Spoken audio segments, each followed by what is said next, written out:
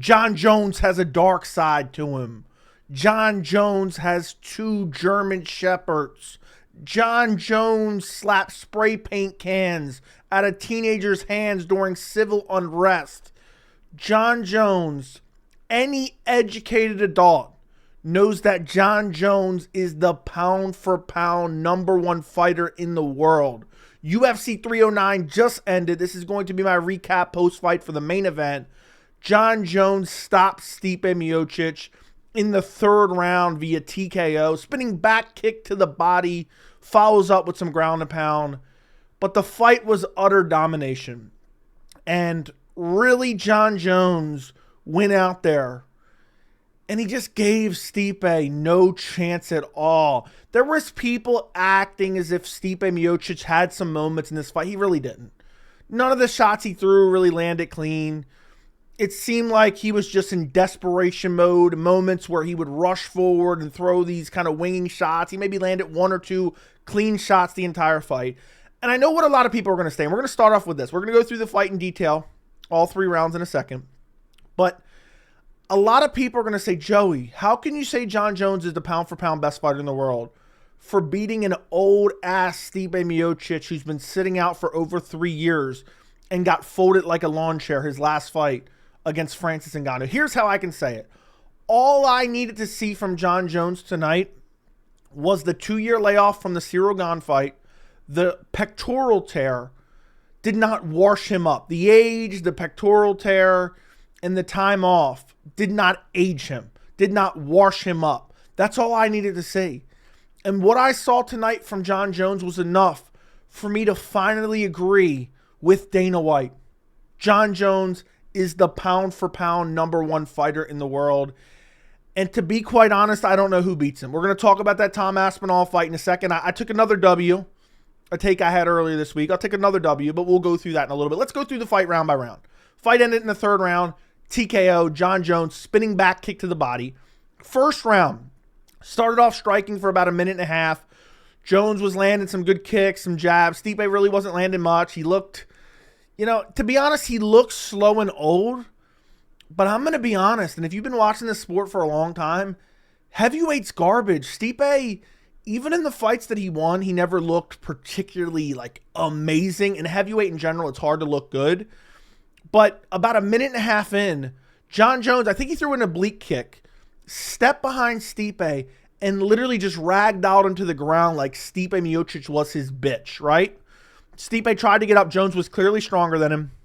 Jones gets on the onslaught immediately.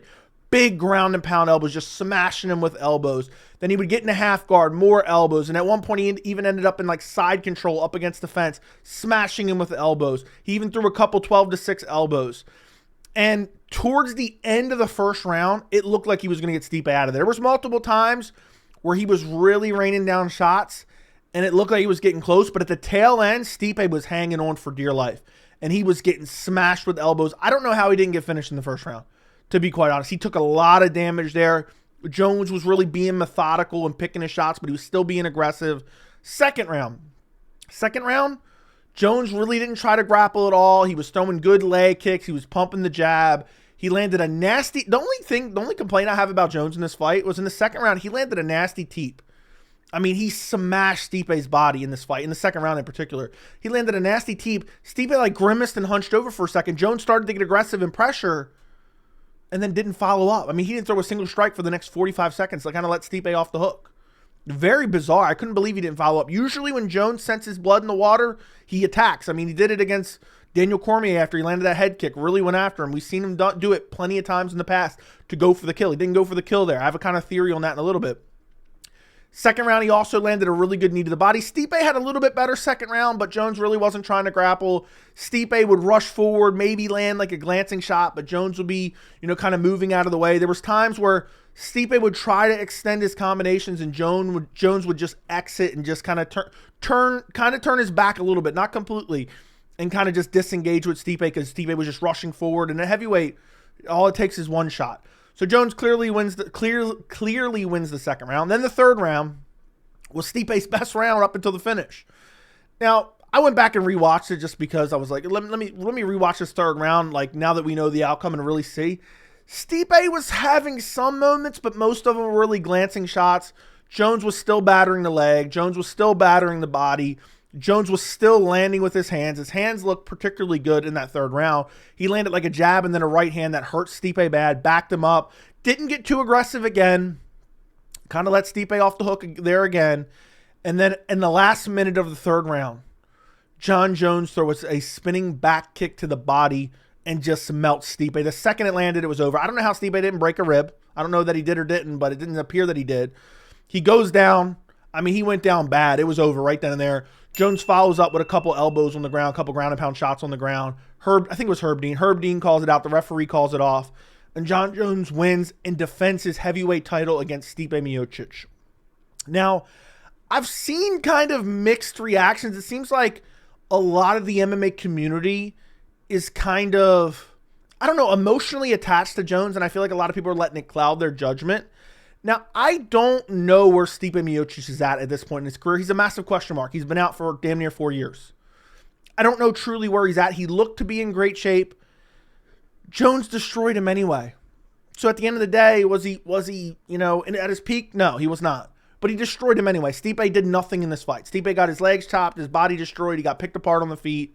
Jones ragged out him to the ground. I think Jones could have grappled more.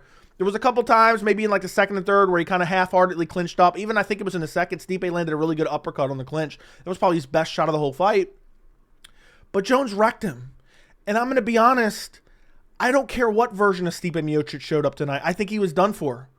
I would pick Jon Jones over literally every single fighter on the UFC roster, period. And all I really needed to see tonight was that Jones wasn't washed up somehow. That the age, the injuries, the time off didn't get to him. That's all I needed to see. And I can crown him as the pound-for-pound #1 fighter in the world. You know why I would crown him as that? Because he's active, okay? He's fought. We've seen him fight. And I think you size up any fighter on the UFC roster, I think Jon Jones beats him. I would pick Jon Jones over them.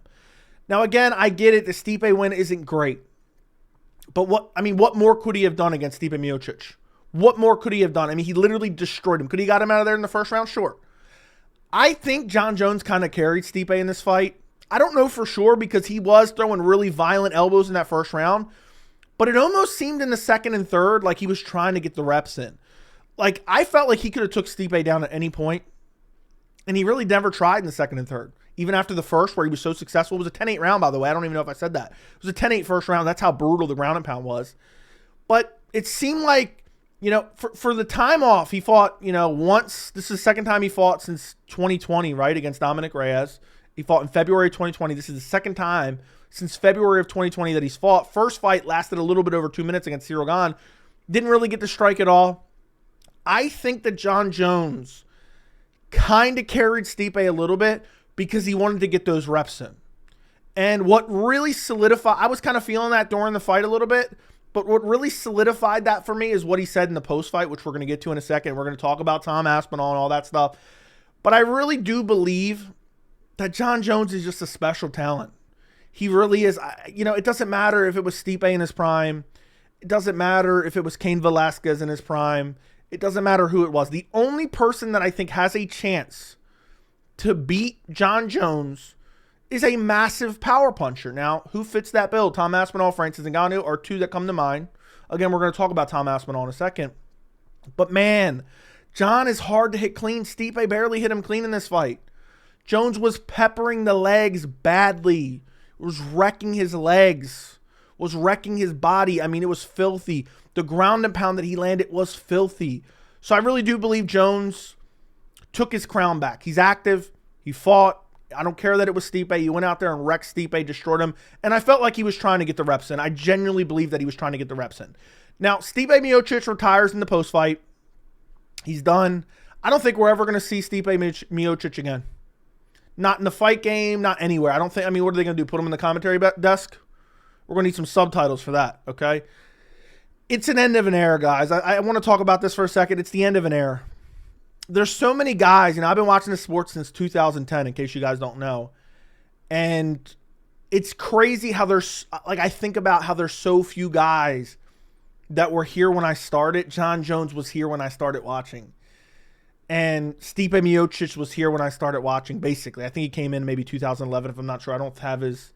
Let me actually pull it up real quick, just out of curiosity. I think Stipe came in... I think I saw Stipe Miocic UFC debut. If I'm not mistaken, I think it was Shane Del Rosario. No, it was not. It was Joey Beltran. Yeah, he came in 2011. I saw Stipe's entire career unfold. From Joey Beltran to Phil DeFries to Shane Del Rosario. Shane Del Rosario died like 8 years ago or some shit. So, it's the end of an era. Stipe, I mean, his era was kind of over back in 2021 when he got brutally folded like a lawn chair by Francis Ngannou. But Stipe deserves some respect, man. Most title defenses in heavyweight history. He came back to fight Jon Jones. He looked to be in great shape. He got destroyed. I don't think we're ever going to see or hear from Stipe again, which is very weird. Very bizarre. He's going to be answering those phones at the fire department from here on out. Now, Jon Jones gets on the mic afterwards. He's asked about what's next. You know, could it be a Pereira fight? Could it be a Tom Aspinall fight? And I'm paraphrasing, and it's been like probably 45 minutes, maybe even longer since I actually heard the post-fight. So I don't remember the exact words that he used, but basically he said, I'm going to get with Dana White. I'm going to get with Hunter Campbell. I think he called him Uncle Dana and Uncle Hunter. And he said, we're going to get to negotiating, and I think we're going to give the fans what they want. Now, he didn't specifically say Tom Aspinall, but that's what he meant. And I told you guys all week, there was a chance that Jon Jones just retired. He didn't want to fight anymore. He said he's not retiring. He said, I've decided I'm not retiring. He did say that right before he talked about Dana and Hunter Campbell. But I told you guys, most likely this was Jon Jones's way of negotiating. He has the ultimate leverage on everybody. Dana, Hunter, the UFC, Tom Aspinall. I mean, he has Tom Aspinall's whole entire career right in the palm of his hands, which is kind of shitty for Tom Aspinall. But Jon Jones says, look, we're going to get to negotiating, and we're going to give the fans what they want. And I said all week, I said, look, you know, is there a chance Jones doesn't want to fight him and he just rides off in the sunset after a win over Stipe? Sure. But something tells me that Jon Jones is really negotiating. This is public negotiations by Jon Jones. And that means, as long as everything works out, Jon Jones versus Tom Aspinall is next. This is a hot topic in the MMA community. Now, I've seen some people say, and this is just a sample from my live chat, I have no idea. I haven't really looked at Twitter since the fight ended. I don't really know what people are saying on Twitter. But a lot of people in my live chat were like, oh man, Jones looked like shit in this fight. He's going to get destroyed by Tom Aspinall. Some people were saying, Joe, you're rage baiting. Joe, you're being a contrarian. I think Jones wrecks Tom Aspinall. Tom Aspinall has a puncher's chance. A puncher's chance. And I'm praying that this fight happens. I'm praying to the MMA gods this fight happens. Because Tom is crazy explosive. He's crazy big. He's crazy powerful. He's younger. He's faster, at least on the feet. He could KO Jon Jones in the first round. I don't think it's going to happen. I don't think it's going to happen because I think Jon Jones is more skilled everywhere. I think Jones, if he wants to take Tom Aspinall down, he can take him down. I think Jones is striking. A lot of people look at Jones as striking and they kind of like, oh, the striking is kind of shitty. Jones has never had your typical elite technical striking ability. His striking has always been bizarre and unique to him specifically. And I think that he's better than Tom on the feet. Can Tom come out guns a-blazing, Michael Chandler style, and get a brutal KO? Sure. Jones has barely taken any damage throughout his entire career. He didn't take any damage in this fight. He didn't take any damage. I mean, to say Tom Aspinall is going to go out there and starch him out cold, I just don't see it happening. Aspinall fights with his chin up in the air. He was getting tagged by Andrei Arlovski, and we'll talk about this fight more in the coming weeks and days, and when we talk about, you know, recap UFC 309 and everything like that. I'll be doing a full card recap. I'll also be breaking down Charles Oliveira and Michael Chandler probably in its own dedicated video, potentially 2 dedicated videos, because Chandler cheated up a storm, and I don't know if I'm going to isolate all that tonight. I'm probably going to recap it and then... But subscribe to the channel, turn on notifications, like the video. Listen, I think Jones beats Tom Aspinall. I have to be honest. I don't see anybody in the UFC right now that beats Jon Jones. I don't think it I mean, Tom, he's going to have to clip him in the first round. If he doesn't win in that first round, we've never seen Tom really go long in a fight. He's never gone 5 rounds. He barely ever goes 3 rounds. I don't know what his cardio looks like at all. For all the people talking about Khamzat Chimaev's cardio, when he went hard 3 rounds against elite level fighters and they were acting like he had no cardio, I don't know that Tom's going to look good in the 3rd round where Jon Jones forces him to grapple. Because believe me, I think Jones is going to grapple him early and often. I don't think there's a single person on the roster, maybe a heavyweight Khamzat Chimaev, can grapple with Jon Jones. His jiu-jitsu is unbelievable. He was even looking for a Kimura early in the first. I forgot to mention that. Or not early in the first. Towards the end of the first round. He was starting to look for a Kimura like the last 15 seconds of the first round. I just think Tom's going to have to find a brutal KO early. And the fact that Jon Jones, how many fights does he have now? What is he, 28-1? He has 29 fights. He's undefeated. He's basically 29-0. And, I mean, nobody's even rocked him. Tom's going to go out there and starch him out cold. I just don't see it happening. And Tom is is 100%, the deserving contender. 100%. He's the interim champion. He's the undisputed number one contender. Okay, that's what the interim title really is. But let's be real. He's on a 3-fight winning streak. Marcin Tybura, Sergey Pavlovich on short notice for both of them. I don't care if Pavlovich was training. It was still, okay, let's fight a week, week out it got scheduled. And then Curtis Blades. Jon Jones is nowhere. I mean, this isn't even the same hemisphere. Heavyweight is garbage. And that's why I think a lot of people are saying Jones looks terrible. Some people are like, oh, he looks slow. It's because he put on a lot of weight. And Jones is striking. Go back and watch him at light heavyweight. Outside of his kicks, his hands have never looked fast ever in any fight ever. Period. And I've just heard this narrative before. It's always the next guy. I got a lot of criticism. I was talking about this on my live stream. Go back and watch. I did a Friday night live stream the day before UFC 285. And I told everyone that I was super confident that Jon Jones would wreck Ciryl Gane. I was super confident that Jon Jones would finish Ciryl Gane. I even placed a bet for Jon Jones to beat Ciryl Gane within 2 minutes.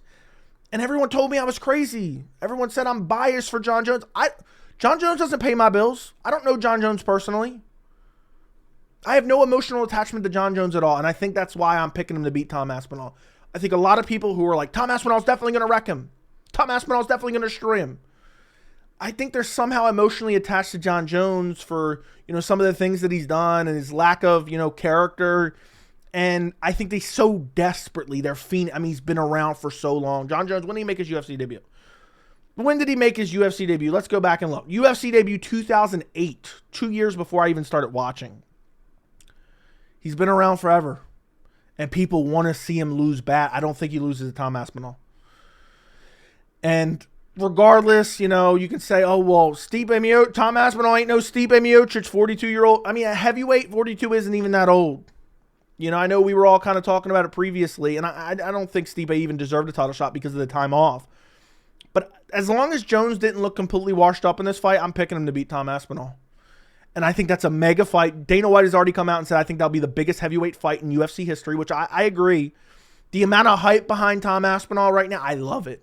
I love it. Injected into my veins. I can't wait. Because, man, is it going to be good doing that post-fight the night of Jon Jones versus Tom Aspinall. But enough about that. Jones went out there, wrecked Stipe Miocic, spinning back kick to the body at heavyweight. Who's doing this? Who's doing this? Not Tom Aspinall. He just runs forward and throws big, massive hooks. Big power hooks. I mean, look at the way he ragdolled Stipe to the round in the first round. And I don't think anyone has as good of a ground and pound as Jon Jones. The elbows are unbelievable. I don't know how Stipe didn't get cut open until the end of the round. He ended Stipe tonight. He retired Stipe tonight. And what I think this was, genuinely, I think Jon Jones has been kind of posturing for negotiations with the UFC. I may make a whole dedicated video on this, to be honest. I think Jon Jones was posturing for negotiations with the UFC for the Tom Aspinall fight, but that's not it. I think he looked at Stipe Miocic as a warm-up fight because Ciryl Gane didn't give him that. He said, I was disappointed how quickly the Ciryl Gane fight went. I think Stipe Miocic was a tune-up fight, a warm-up fight, so we could go out there and take on Tom Aspinall. And I think if he beats Tom Aspinall and Alex Pereira is still the champ, I think he might say, give me Pereira now. I really want to add to my legacy. Because if he beats Aspinall, let's be real, who else is beating him? You think Jalton Almeida is going to beat him? No. Absolutely not. No chance. I think the only guys that really have chance to beat Jon Jones are just nuclear power punchers. But Tom Aspinall has that power. I think Francis Ngannou would have had the best chance to beat Jon Jones. But even him, I think Jones is just too good, man. Lighten up the legs of Stipe. The kicks look fast tonight. Even threw a couple head kicks. Didn't really get through super clean. Looked good in the clinch. Knees to the body. Nasty teeps. And I just don't know, how any other heavyweight's cardio will hold up against a Jon Jones who's 238 pounds or 240 pounds Can't wait. Jon Jones, Tom Aspinall next. Jon Jones wrecks Stipe Miocic at UFC 309. Let me know what you guys think down in the comments. Like the video, subscribe to the channel, and thank you so much for watching.